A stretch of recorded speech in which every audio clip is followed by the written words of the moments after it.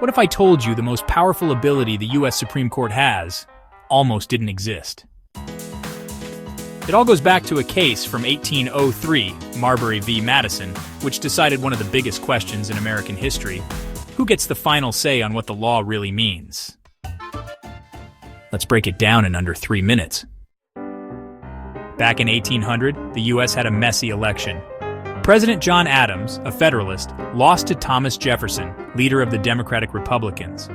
But before Adams left office, he rushed to fill the courts with judges from his own party. One of those judges was William Marbury, but there was a problem. When Jefferson took office, he told his Secretary of State James Madison, "Don't deliver those judge appointments."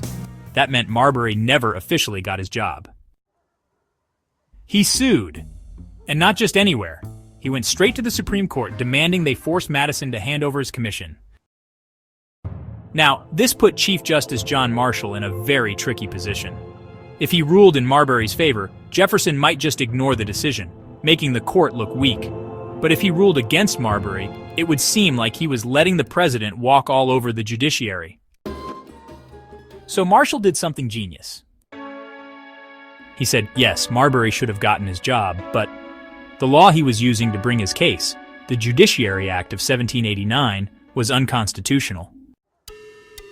And that changed everything. For the first time ever, the Supreme Court struck down a law because it conflicted with the United States Constitution.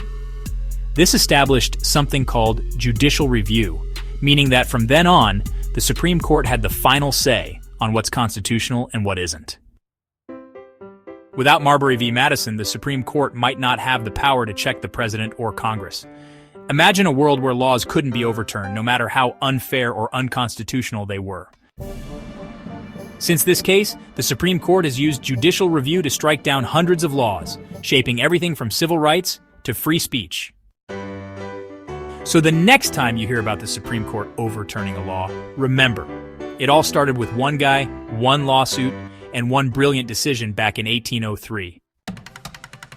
What Supreme Court case should we cover next? Let us know in the comments.